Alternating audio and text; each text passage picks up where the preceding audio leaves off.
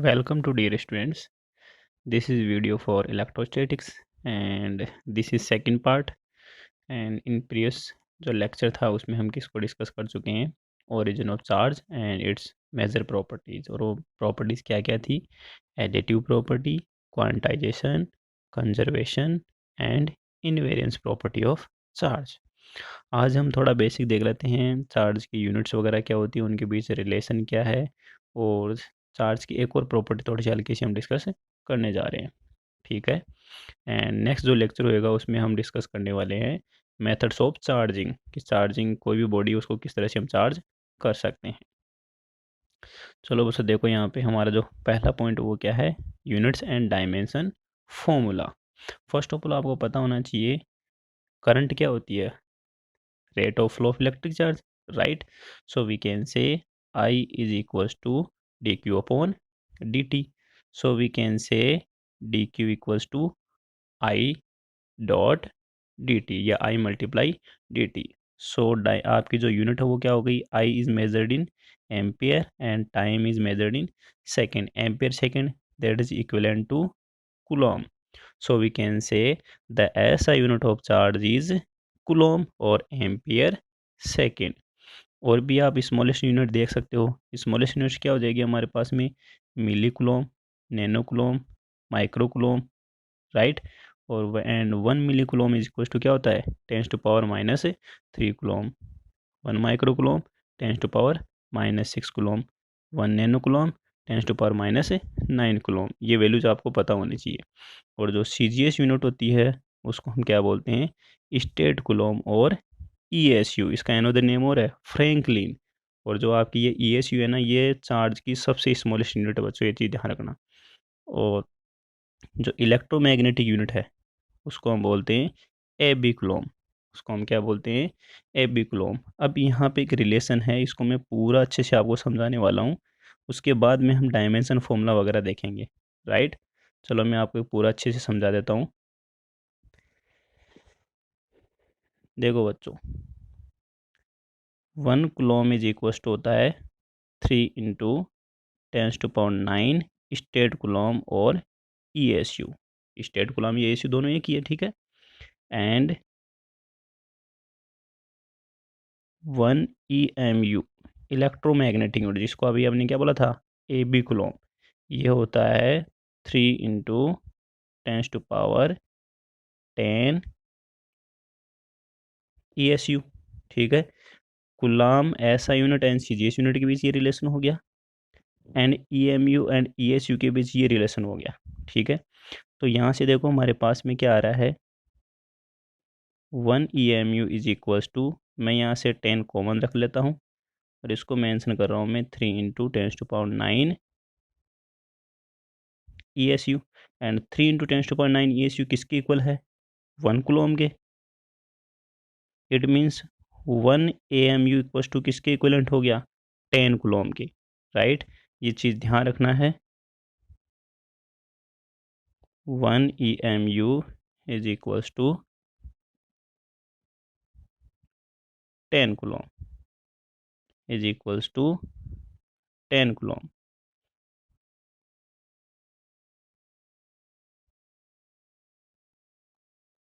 Right. तो सभी relations आपको पता लग गया होगा. 1 कुलोम कितनी स्टेट कुलोम के इक्वल होता है, एंड 1 EMU कितने स्टेट कुलोम के होता है, एंड 1 EMU कितने कुलोम्स के इक्वलेंट होता है, right. So first of all जो चार्ज है, पॉजिटिव नेगेटिव वगैरह उनका साइन वगैरह था, इसको सर्च किसने किया था, बेंजामिन फ्रैंकलिन ने. और चार्ज का एग्जिस्टेंस किसने होता था, का डू फॉग ने. नेक्स्ट देखो, ये इंपॉर्टेंट पॉइंट मैंने अभी थोड़ी देर पहले कहा था, फ्रैंकलिन क्या है, ESU unit of charge, and this is the smallest unit of charge, while faraday is the largest unit of charge. And 1 faraday is equal to होता है 96,500 कुलॉम. ये बच्चों याद रखना.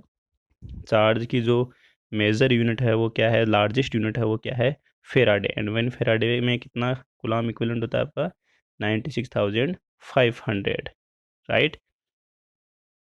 एंड एक चीज़ और आपको याद रखनी है, अभी मैंने थोड़ी देर पहले बताया था आपको कि इलेक्ट्रोमैग्नेटिक यूनिट और आपका जो ESU यूनिट है उसके बीच क्या रिलेशन होता है?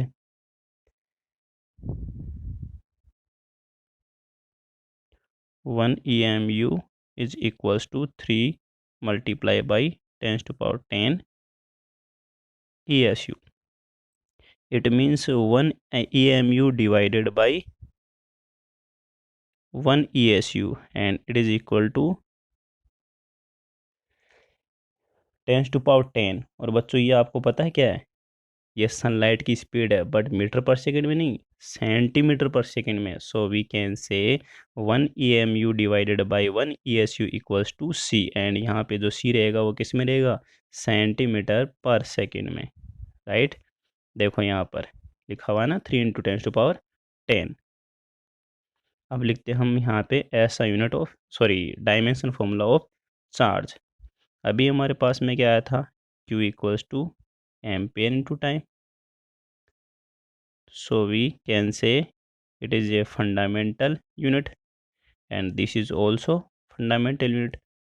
So this is the dimension formula of charge, ampere a की पावर 1, टाइम की पावर 1। डायमेंशन फॉर्मूला भी आपको याद रखना है। नेक्स्ट बच्चों एक और इम्पोर्टेंट चीज़ जो आपकी एक और प्रॉपर्टी आती है चार्ज की, वो क्या है?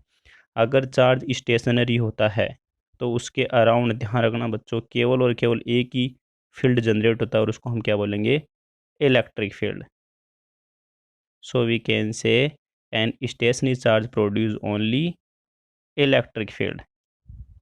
अगर आपका चार्ज यूनिफॉर्म स्पीड से v equals to constant, uniform velocity से अगर आपका कोई चार्ज मोशन करता है तो electric field and magnetic field both will be generated. अगर आपका चार्ज मूविंग कंडीशन में यूनिफॉर्म वेलोसिटी से तो वो इलेक्ट्रिक फील्ड और मैग्नेटिक फील्ड दोनों जनरेट करता है। अगर चार्ज आपका एसिलेट है, इट मीन्स वेलोसिटी यूनिफॉर्म नहीं है, तो electric field, magnetic field and आपका वो रेडिएशन भी जनरेट करने वाला जिसको हम बोलते हैं इलेक्ट्रोमैग्नेटिक वेव्स, राइट। यहाँ पे देख लो लिखा हुआ है, सब कुछ अच्छे से आप पढ़ सकते हो, सारी चीज़ों मैंने बोली है ना, सब चीज़ वो की वही लिखी हुई है यहाँ पे। इसको डायग्राम समझाया हुआ है। v equals to zero means stationary है तो only electric field. v equals to constant, it means आपका क्या है? यूनिफॉर्म वेलोसिटी से मोशन कर रहा है, देन इलेक्ट्रिक फील्ड है, magnetic field, both will be generated but radiation नहीं होगा। बट चार्ज अगर आपका एसिलेट हो रहा है, इट मीन्स वेलोसिटी यूनिफॉर्म नहीं है, तो इलेक्ट्रिक फील्ड, मैग्नेटिक फील्ड और रेडिएशन भी जनरेट करने वाला, और उस रेडिएशन को बोलते हैं इलेक्ट्रोमैग्नेटिक वेव्स। एक चीज़ और याद रखनी है बच्चों, जब भी आप किसी कंडक्टर को चार्ज करते हो, मान लो मेरे पास में एक होलो कंडक्टर स्पेयर है और एक मेरे पास में सॉलिड स्पेयर है, ठीक है, मेटेलिक इस सर पे आपका स्पेयर है, दोनों मैं इसको भी चार्ज करता हूँ तो भी इस पे चार्ज कहाँ आएगा? इस पे सरफेस पे रेसिड्यू होगा, इकट्ठा होगा, ठीक है। और अगर मेरे पास में सॉलिड है तो इस पे भी चार्ज कहाँ रिड्यूस होता है? हमेशा सरफेस पे रिड्यूस होता है। ये चीज़ ध्यान रखना अच्छी तरह से बच्चों, कंडक्टर के ऊपर हमेशा चार्ज कहाँ होगा? उसके सरफेस पे रेसिड्यू होता है, उस पर सरफेस पे चार्ज आ जाता है, कभी भी इनसाइड नहीं रहेगा। ये चीज़ आपको अच्छी तरह से याद रखनी है। काफ़ी बार बच्चे इस चीज़ों कन्फ्यूज आते हैं। कंडक्टर को गिवन चार्ज हमेशा कहाँ रेसिड्यू होता है? उसके सरफेस पे होता है, चाहे वो आपका होलो हो या सॉलिड हो। दूसरी बात सर ऐसा क्यों होता है? जनरली क्या होता है हमारे पास में, इस जैसे आपने गिवन चार्ज किया पॉजिटिव पॉजिटिव पॉजिटिव पॉजिटिव, ये सेम नेचर का चार्ज है और ये रिपेल होएगा, रिपेल होकर जहाँ तक हो सके जितनी डिस्टेंस पे हो सके रिपेल होएगा। फर्दर डिस्टेंस, तो इसके फार्दर डिस्टेंस क्या हो गई? सरफेस। तो यहाँ पे आके ये क्या हो जाता है? इकट्ठा हो जाता है। और होलो स्पेयर पे तो वैसे भी आपका सरफेस पे रहेगा, अंदर से वैसे ही होलो है, इसलिए इसके सरफेस पे रहेगा। सो फाइनली मैं एक क्वेश्चन बोलने जा रहा हूँ आपको। आपके पास में बबल सोप है, 100 बबल है, ठीक है। जैसे ही आपने इसको चार्ज किया तो इसको हम एज ए कंडक्टर कंसीडर कर सकते हैं। जैसे ही आपने इसको चार्ज किया तो आपको पता है ये सभी चार्ज है ना, ये इसको रिपेल करेगा, ये इसको रिपेल करेगा। जैसे ही आपने इसको चार्ज किया तो इस 100 बबल की साइज क्या हो जाएगी? इंक्रीज हो जाएगी, ठीक है। यहाँ आप पढ़ सकते हो that's why solid and hollow conducting spares of same outer radius will hold maximum equal charge and a soap bubble expand on charging, right. जैसे ही आप बबल सोप को, जो आपका सोप बबल है उसको आप जैसे चार्ज करते हो तो एक्सपेंड हो जाता है due to same nature of charges के अंदर रिपल्सन की वजह से। Okay students, thank you for